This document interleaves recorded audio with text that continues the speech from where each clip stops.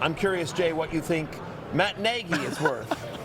I just don't understand how this happens. Like, why are we going down this path again? I haven't really seen much from Matt Nagy to be super confident in this, that he is an upgrade as an offensive mind over Brian Daboll, who they fired, who was heading up the offense naturally. So we see Ian Rappaport breaking the news here that the Giants are hiring Chiefs OC Matt Nagy as their offensive coordinator, an experienced play caller. He does have experience. He has been around for quite a long time, and he'll be filling a key role on John Harbaugh's staff. Here's the other thing, too, is that this isn't like Matt Nagy with Andy Reid, where it's Andy Reid's offense. Like, this is going to be Matt Nagy's offense, and I wouldn't feel that encouraged about that if I were a Giants fan. It's a weird one just because, I mean, again, Andy Reid calls the plays. Yep. And it also seemed like the Chiefs were very excited to get Eric Bieniemy back. Yes. They let Nagy, his contract expire. Yeah. Right. There was no, like, they just Please stay.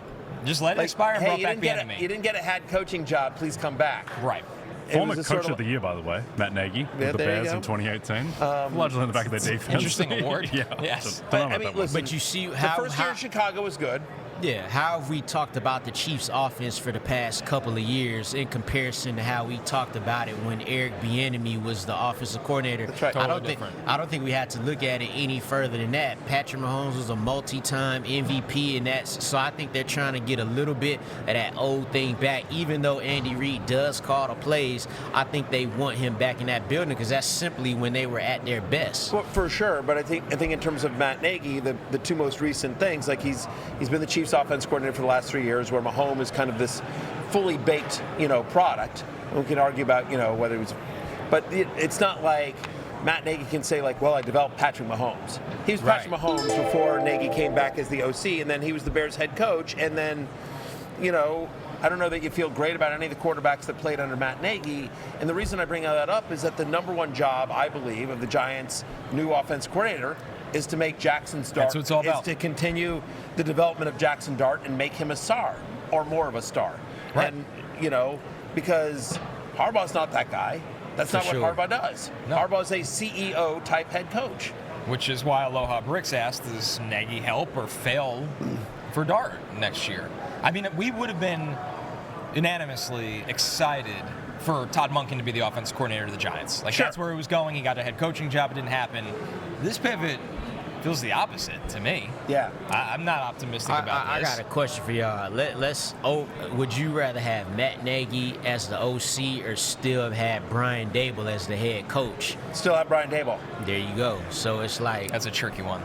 It's because there was a lot of problems with Daboll's regime, but the quarterback was not one, and the development of the quarterback was not one. He was almost off and running. Like you could see the bad team, but you could see the young quarterback making some plays. Listen,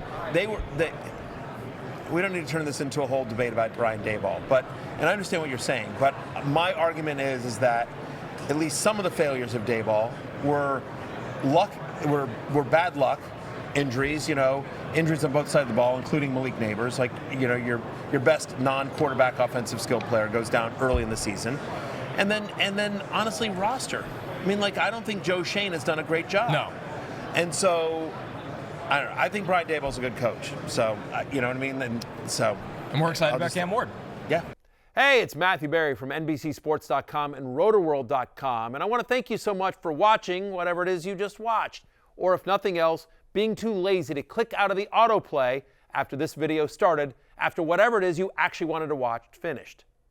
But now that you're here, I'd like to take a moment here to ask you respectfully now, okay? I'm asking you respectfully to subscribe to the NFL on NBC YouTube channel.